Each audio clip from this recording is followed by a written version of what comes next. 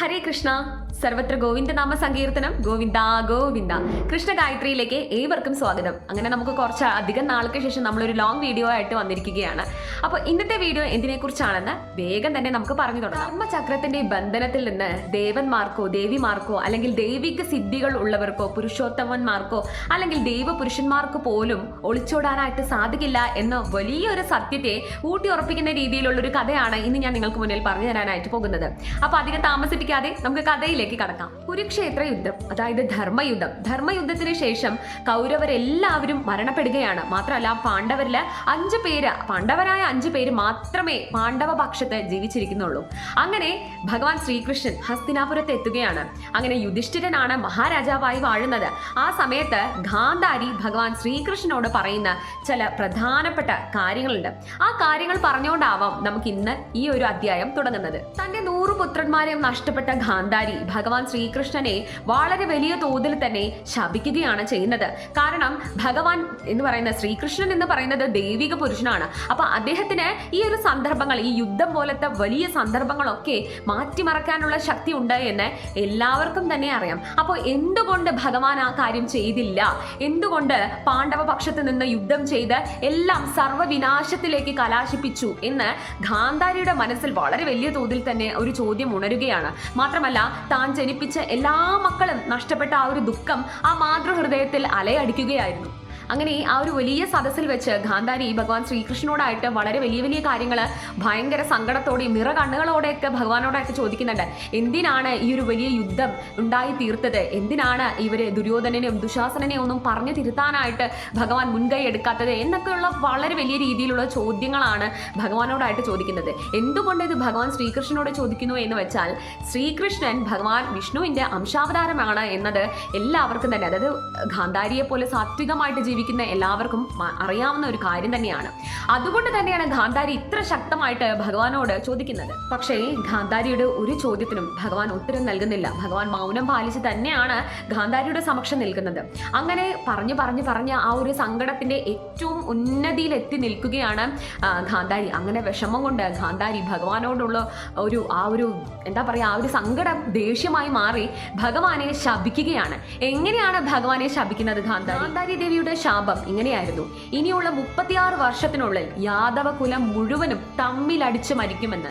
എങ്ങനെയാണോ കൗരവരും പാണ്ഡവരും തമ്മിലടിച്ച് ഒരു വലിയ യുദ്ധം തന്നെ ഉണ്ടായത്, അതുപോലെ തന്നെ ഭഗവാന്റെ കുലമായ യാദവ കുലത്തിലുള്ള എല്ലാ മനുഷ്യരും തമ്മിലടിച്ച് മരണപ്പെടും എന്നതാണ്. അതായത് യാദവ കുലം പോലും ഇനി ഈ ഒരു പ്രപഞ്ചത്തിൽ അവശേഷിക്കില്ല എന്നതായിരുന്നു ഗാന്ധാരിയുടെ അത്രയും വലിയൊരു ശാപം എന്ന് പറയുന്നത്. ഗാന്ധാരി മാതാവിന്റെ ഇത്തരം ഒരു അവസ്ഥ കാണുന്ന ഭഗവാൻ വളരെ സങ്കടത്തോടു കൂടെ തന്നെ ഗാന്ധാരി ദേവിയോട് പറഞ്ഞു, അമ്മയുടെ ആ ഒരു ശാപം എന്ന് പറയുന്നത് ഞാൻ ഏറ്റുവാങ്ങിയിരിക്കുന്നു എന്ന്. അതായത് അമ്മമാര് എന്ന് പറഞ്ഞാൽ ഭഗവാനെ ഏറ്റവും പ്രിയപ്പെട്ട ആൾക്കാരാണ്. അപ്പോൾ അമ്മമാര് ഇത്രയും ഒരു ദയനീയാവസ്ഥയിൽ നിൽക്കുമ്പോൾ അത് ഭഗവാൻ ആ ഒരു കണ്ണുനീരോടുകൂടി ഭഗവാനെ വിളിക്കുന്നതും അല്ലെങ്കിൽ ഭഗവാനോട് എല്ലാം സമർപ്പിക്കുന്നത് അത് വളരെ, അതായത് സത്യസന്ധതയുള്ളൊരു സമർപ്പണമാണ്. അതൊരു ദേഷ്യമായാലും എന്തായാലും അത് ഭഗവാനോട് പറയുന്നത് വളരെ എന്താ പറയുക, സത്യസന്ധമായിട്ടാണ് അത് പറയുന്നത്. ആ ഉള്ളിലുള്ള ദേഷ്യത്തെ മറച്ചു വെച്ച് അങ്ങനെയൊന്നുമല്ല. ആ ഒരു ദേഷ്യം പോലും ഭഗവാൻ സ്വീകരിക്കും എന്നതാണ് പറയുന്നത്. അതുകൊണ്ടാണ് നമ്മൾ ഭഗവാന്റെ മുന്നിൽ, അത് പ്രത്യേകിച്ച് ഭഗവാൻ ശ്രീകൃഷ്ണന്റെ മുന്നിൽ നമ്മൾ കപടത്തരം കാണിക്കരുത് എന്ന് പറയുന്നതിൻ്റെ ഏറ്റവും വലിയ കാര്യം ഇത് തന്നെ. അതായത് നമുക്ക് ഭഗവാനോട് ദേഷ്യം ഉണ്ടെങ്കിൽ അല്ലെങ്കിൽ ഭഗവാനോട് സങ്കടം പറയാനുണ്ടെങ്കിൽ അത് അതുപോലെ തന്നെ പറയാം. അല്ലാതെ നമ്മൾ സങ്കടങ്ങളൊക്കെ ഒളിപ്പിച്ച് വെച്ച് നമ്മൾ ഭഗവാനെ വലിയ രീതിയിൽ വാഴ്ത്തുക, അതൊക്കെ വാഴ്ത്തണം, ഭഗവാനെ വാഴ്ത്തണം. പക്ഷെ എങ്കിൽ പോലും നമ്മുടെ മനസ്സിലുള്ള സങ്കടങ്ങൾ അത് അങ്ങനെ സമർപ്പിക്കുക, അതാണ് ഏറ്റവും വലിയൊരു സമർപ്പണം എന്ന് പറയുന്നത്. അങ്ങനെ കുറേ വർഷങ്ങൾ കഴിഞ്ഞു. കൃത്യം 36ാമത്തെ വർഷം ഗാന്ധാരി ദേവിയുടെ ശാപം ഫലത്തിൽ വരുന്ന വർഷമാണിത്. അപ്പോഴത്തേക്കും ദ്വാരകയിൽ വളരെ നല്ല രീതിയിൽ തന്നെ കൃഷ്ണനും ബലരാമനും കൂടെ ഭരിച്ചുകൊണ്ടിരിക്കുകയാണ്. യാദവ കുലം മുഴുവൻ അങ്ങനെ വളരെയധികം സന്തോഷത്തിലും സംതൃപ്തിയിലും സമ്പൽ സമൃദ്ധിയിലും ആറാടി നിൽക്കുന്ന സമയം. മനുഷ്യരെല്ലാവരും ആ ഒരു ഗർവിലുമാണ് ജീവിക്കുന്നത്. അതായത് കൃഷ്ണന്റെയും ബലരാമന്റെയും ഭരണത്തിന്റെ താഴെയാണ് വരുന്നത്. അതായത് അത്രയും നീതിയോടെയും ന്യായത്തോടെയും ധാർമ്മിക ബോധത്തോടെയും കൂടെ ഉള്ളൊരു ഭരണത്തിന്റെ താഴെയാണ് അവർ വരുന്നത് എന്നുള്ള രീതിയിലുള്ള എല്ലാ തരത്തിലുള്ള ഗർവവും യാദവ കുലത്തിൽ ഉള്ള ആൾക്കാർക്ക് ഉണ്ടായിരുന്നു, അല്ലെങ്കിൽ ദ്വാരക നിവാസികൾക്ക് ഉണ്ടായിരുന്നു. ഒരിക്കൽ ദ്വാരകയിലേക്ക് കുറച്ചധികം ഋഷിമാരുടെ ഒരു സംഘം വരികയാണ്. അവർ വളരെ വലിയ തോതിൽ തന്നെ തീർത്ഥാടനമൊക്കെ കഴിഞ്ഞ് ദ്വാരകയിലേക്ക് തീർത്ഥാടനം ചെയ്തുകൊണ്ടിരിക്കുന്ന സമയത്ത് ദ്വാരകയിലേക്ക് എത്തുകയാണ്. അവിടുത്തെ പ്രധാനപ്പെട്ട അമ്പലങ്ങളൊക്കെ സന്ദർശിക്കാനായിട്ട് അവർ എത്തുകയാണ്. ഈ ഋഷിമാരുടെ കൂടെ അഗസ്ത്യരും നാരദ മുനിയും മാത്രമല്ല ദുർവാസ മുനിയും അങ്ങനെ വളരെ പ്രഗത്ഭന്മാരായ ഋഷിമാരെല്ലാവരും തന്നെ ആ ഒരു സംഘത്തിൽ ഉണ്ടായിരുന്നു. അങ്ങനെ ദ്വാരകയിലെത്തി ഭഗവാൻ ശ്രീകൃഷ്ണന്റെയും ബലരാമന്റെയും എല്ലാ രീതിയിലുള്ള മര്യാദകളും സ്വീകരിച്ച് വളരെ നല്ല രീതിയിൽ തന്നെ കൊട്ടാരത്തിൽ കുറച്ച് ദിവസം താമസിക്കുകയാണ് മഹാഋഷിമാർ. അങ്ങനെ ഒരു ദിവസം അവര് സ്നാനത്തിനായിട്ട് നദീതീരത്തിലേക്ക് ഇവരെല്ലാവരും കൂടെ പോവുകയാണ്. സന്ധ്യാവന്തന വേളയായിരുന്നു അത്. അപ്പൊ അങ്ങനെ സ്നാനം കഴിഞ്ഞ് അവരവരുടെ കാര്യങ്ങളൊക്കെ നിർവഹിക്കാനായിട്ട് ഒരു മരത്തിന്റെ ചോട്ടിൽ ഇരിക്കുകയാണ്. അപ്പോഴാണ് ഭഗവാൻ ശ്രീകൃഷ്ണന്റെ പുത്രൻ സാമ്പൻ ഉൾപ്പെടെയുള്ള കുറച്ചധികം ബാലകന്മാര് ആ ഒരു സമയത്ത് ആ ഒരു സ്ഥലത്ത് കളിക്കാൻ ഇറങ്ങിയിരിക്കുകയായിരുന്നു. ഈ യാദവ ബാലന്മാര് ഈ ഋഷിമാരെ കാണുകയാണ്. അപ്പൊ അവരാണെങ്കിൽ വളരെ വലിയ രീതിയിൽ സ്നാനമൊക്കെ കഴിഞ്ഞ് അവരുടേതായ കർമ്മങ്ങളിൽ ഏർപ്പെട്ട് ഇരിക്കുകയായിരുന്നു. അപ്പോൾ ഈ കുട്ടികൾക്ക് വളരെ ഒരു കൗതുകം തോന്നി. അതായത് ഇവരൊക്കെ വലിയ വലിയ ഋഷിമാരല്ല, അപ്പോൾ ഇവരുടെ ഒരു കഴിവിനെ അല്ലെങ്കിൽ ഇവരുടെ ദീർഘവീക്ഷണത്തെ പരീക്ഷിക്കാൻ എന്തെങ്കിലും ഒന്ന് ചെയ്യണം എന്ന് ഈ കുട്ടികൾ ഒരു പദ്ധതി ഇടുകയാണ്. അങ്ങനെ ഭഗവാൻ ശ്രീകൃഷ്ണന്റെ പുത്രനായ സാമ്പൻ ഒരു ഗർഭിണിയുടെ രൂപത്തിൽ മുനിമാരുടെ അടുത്ത് ചെന്ന് നിന്ന് മുനിമാരോടായിട്ട് ചോദിക്കുകയാണ്, എൻ്റെ ഉദരത്തിലുള്ള കുഞ്ഞ് ആണാണോ പെണ്ണാണോ എന്ന്. അങ്ങനെ വളരെ വലിയ തോതിൽ തന്നെ മുനിമാരെ ഒന്ന് പരീക്ഷിക്കാനോ അല്ലെങ്കിൽ അവരുടെ സിദ്ധിയെ ഒന്ന് പരീക്ഷിക്കാനൊക്കെ ഉള്ള ഒരു പദ്ധതി ഈ ബാലകന്മാരും ഈ സാമ്പനും ചേർന്ന് തയ്യാറാക്കിയിരിക്കുകയാണ്. അതായത് അവരുടെ ഉദ്ദേശം എന്ന് പറയുന്നത് ഒരു ചെറിയ കളി കളിക്കാനും മാത്രമല്ല ഈ വലിയ പ്രഗത്ഭന്മാരായ മുനിമാരുടെ സിദ്ധിയെ ഒന്ന് പരീക്ഷിക്കാനും കൂടെ ആയിരുന്നു. സാമ്പന്റെയും അദ്ദേഹത്തിന്റെ കൂട്ടുകാരുടെയും ഈ പ്രവൃത്തിയിൽ വളരെയധികം കോപിഷ്ഠരാവുകയാണ് മുനിമാര് സാമ്പനോടായിട്ട് വളരെയധികം ക്രോധത്തോടെ എന്താണ് പറയുന്നത്, നാളെ പ്രഭാതത്തിൽ തന്നെ നീ നിന്റെ ഉദരത്തിലുള്ള സാധനത്തിന് ജന്മം നൽകും. നിന്റെ ഉദരത്തിൽ നിന്ന് വരുന്നത് വളരെ വലിയ രീതിയിലുള്ള ഒരു ഇരുമ്പ് കട്ടയായിരിക്കും. ആ ഇരുമ്പ് കട്ട കാരണം കൊണ്ടായിരിക്കും യാദവ കുലം മുഴുവനും മുടിയാൻ പോകുന്നത് എന്ന്. ഇത് കേൾക്കുന്ന സാമ്പനും അദ്ദേഹത്തിന്റെ കൂടെയുള്ള കൂട്ടുകാർക്കും വളരെയധികം അതിശയമാവുകയാണ്. അവർ പതിയെ മനസ്സിലാക്കുകയാണ് അവരുടെ കളിയെല്ലാം കാര്യമായി തീർന്നു എന്ന്. അങ്ങനെ സാമ്പന് എന്താണ് ചെയ്യേണ്ടത് എന്ന് മനസ്സിലാവുന്നില്ല. മാത്രമല്ല അദ്ദേഹം അണിഞ്ഞ ആ ഗർഭിണിയുടെ രൂപത്തിൽ നിന്ന് അദ്ദേഹത്തിന് തിരിച്ചു വരാനും സാധിക്കുന്നില്ല. പിറ്റേ ദിവസം രാവിലെ തന്നെ വളരെ വലിയ പ്രസവ വേദനയോടുകൂടെ സാമ്പൻ ഒരു ഇരുമ്പ് കട്ടയ്ക്ക് ജന്മം നൽകി. ക്ഷണം തന്നെ മുനിമാരെല്ലാവരും തന്നെ ദ്വാരകയിൽ നിന്ന് മടങ്ങുകയും ചെയ്തു. അങ്ങനെ എന്താണ് ചെയ്യേണ്ടത് എന്ന് മനസ്സിലാവാതെ ദ്വാരകാ നിവാസികൾ എല്ലാവരും വളരെയധികം ഭയജാഗിതരായി തന്നെ നിൽക്കുകയാണ്. അവർ അവരുടെ മനസ്സിൽ തോന്നിയ ഒരു കാര്യം ചെയ്തു. എന്താണത്? ആ ഇരുമ്പ് കട്ടയെ വളരെ വലിയ തോതിൽ തന്നെ പൊടിച്ച് അതിനെ ദ്വാരകയിൽ തന്നെയുള്ള ഒരു സമുദ്രത്തിലേക്ക് അലിയിപ്പിച്ച് തീർത്തു. പക്ഷേ ആ ഇരുമ്പ് കട്ടയിൽ നിന്ന് ഒരു വലിയൊരു കഷ്ണം അല്ലെങ്കിൽ ഒരു വലിയൊരു ഭാഗം അവർക്ക് പൊട്ടിക്കാനായിട്ട് സാധിക്കുന്നുണ്ടായിരുന്നില്ല. അത് വളരെ കഠിനമായി തന്നെ കട്ടിയായിട്ട് തന്നെ കിടക്കുകയായിരുന്നു. അത് അവർ അങ്ങനെ തന്നെ സമുദ്രത്തിലേക്ക് എറിയുകയും ചെയ്തു. അപ്പോൾ എല്ലാവരും തന്നെ സന്തുഷ്ടരായി. കാരണം ആ ഇരുമ്പ് കട്ട പിന്നീട് ഇല്ലല്ലോ, അവശേഷിക്കുന്നില്ലല്ലോ, അത് മുഴുവനായിട്ട് പോയില്ലേ എന്നുള്ളൊരു സമാധാനത്തിൽ ദ്വാരകാ നിവാസികൾ അല്ലെങ്കിൽ യാദവ കുലത്തിൽപ്പെട്ട എല്ലാവരും തുടർന്ന് ജീവിക്കാനായിട്ട് തുടങ്ങി. അങ്ങനെ കുറച്ചു കാലങ്ങൾ കഴിഞ്ഞു. സമുദ്രത്തിൽ എറിഞ്ഞ ആ ഒരു ഇരുമ്പ് കട്ടയുടെ വലിയ കഷ്ണം ആ സമുദ്രത്തിൽ വസിക്കുന്ന ഒരു മീനിന്റെ വായിൽ ചെന്ന് അകപ്പെടുകയാണ്. ആ മീൻ അത് എന്തോ ഭക്ഷണമാണ് എന്ന് കരുതി അതിനെ വിഴുങ്ങുകയാണ്.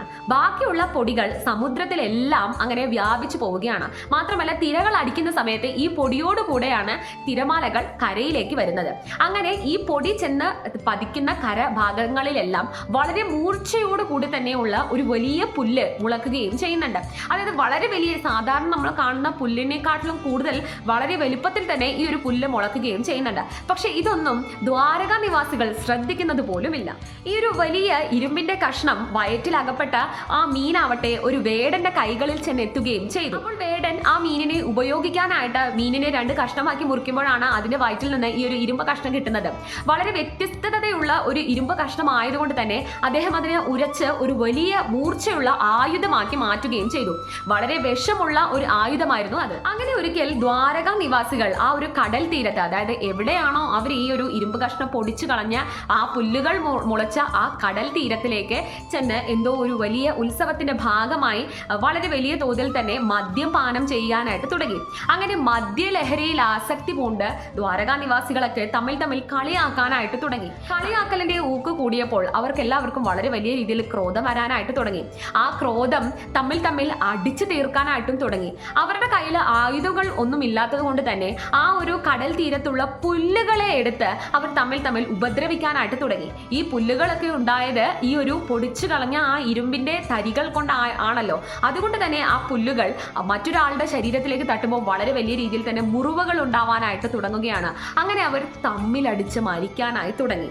ഗാന്ധാരി 36 വർഷങ്ങൾക്ക് മുൻപ് നൽകിയ ആ ഒരു ശാപം ഇപ്പോഴാണ് ഫലത്തിൽ വരുന്നത്. അങ്ങനെ യാദവ കുലം മുഴുവനും തമ്മിലടിച്ച് മരിക്കുകയാണ് എന്നറിയുന്ന ബലരാമൻ നേരെ ഒരു വനത്തിനുള്ളിൽ പോയി അങ്ങനെ ധ്യാനത്തിലിരിക്കുകയാണ്. അദ്ദേഹത്തിന്റെ ഉള്ളിൽ നിന്ന് ശേഷ്നാഗം ഭഗവാന്റെ ആ ഒരു വിഷ്ണു ലോകമായ വൈകുണ്ഠം പ്രാപിക്കുകയും ചെയ്തു. അങ്ങനെ ശേഷ്നാഗമായ ബലരാമൻ വൈകുണ്ഠത്തിലേക്ക് എത്തി എന്ന് മനസ്സിലാക്കുന്ന ഭഗവാൻ ശ്രീകൃഷ്ണനും ആ വനാന്തരത്തിന്റെ ഉള്ളിലേക്ക് പോവുകയാണ്. അദ്ദേഹം യോഗനിദ്രയിൽ ആണ്ട് ഇരിക്കുകയാണ്. വനത്തിന്റെ ഉള്ളിൽ നിന്ന് അദ്ദേഹത്തിന്റെ കാൽപാദങ്ങൾ ദർശിക്കുന്ന ഒരു വേടൻ അതെന്തോ ഒരു വളരെ ഭംഗിയുള്ള ഒരു കിളിയാണ് എന്ന് തെറ്റിദ്ധരിക്കുകയാണ്. അതായത് വളരെ ദൂരത്തിൽ നിന്നാണ് ഭഗവാന്റെ കാൽ മാത്രം കാണുന്നത് ആ വേടൻ. അപ്പോൾ അത്രയും മനോഹരമായിട്ടുള്ള ഏതോ ഒരു പക്ഷിയാണ് എന്നാണ് അദ്ദേഹം അതിനെ തെറ്റിദ്ധരിക്കുന്നത്. അപ്പോൾ ആ ഒരു അദ്ദേഹത്തിന്റെ കാൽപാദം ഉന്നം വെച്ചുകൊണ്ട് ആ വേടൻ അമ്പ് ചെയ്യുകയാണ്. വേടന്റെ അമ്പ് വളരെ വേഗത്തിൽ തന്നെ ഭഗവാന്റെ കാൽപാദത്തിൽ ചെന്നെത്തുകയാണ്. അമ്പ് കാലുകളിൽ കൊള്ളുന്ന മാത്രയിൽ തന്നെ ഭഗവാൻ വളരെ വലിയ രീതിയിൽ തന്നെ ഉണ്ടാക്കുന്നുണ്ട്. അതൊരു മനുഷ്യന്റെ ഒച്ചയാണ് എന്ന് കേൾക്കുന്ന വേടൻ ശബ്ദം കേട്ട ദിശയിലേക്ക് ഓടി വരികയാണ്. അപ്പോഴാണ് ഭഗവാൻ ശ്രീകൃഷ്ണൻ, ദ്വാരകാധീശനായ ഭഗവാൻ ശ്രീകൃഷ്ണന്റെ കാലിൽ ആ ഒരു അമ്പ് തറച്ചതായിട്ട് കാണുന്നത്. അത് കാണുന്ന വേടന് വളരെ വലിയ തോതിൽ തന്നെ കുറ്റബോധം തോന്നുകയാണ്. ഭഗവാൻ ആ വേടനോടായിട്ട് വളരെ വലിയൊരു സന്ദേശം തന്നെ പറയുന്നുണ്ട്. ജര എന്നായിരുന്നു ആ ഒരു വേടന്റെ നാമം എന്ന് പറയുന്നത്. ജരയെ നോക്കി ഭഗവാൻ പറയുന്നുണ്ട്, ഒട്ടും തന്നെ സങ്കടപ്പെടേണ്ട കാര്യമില്ല എന്ന്.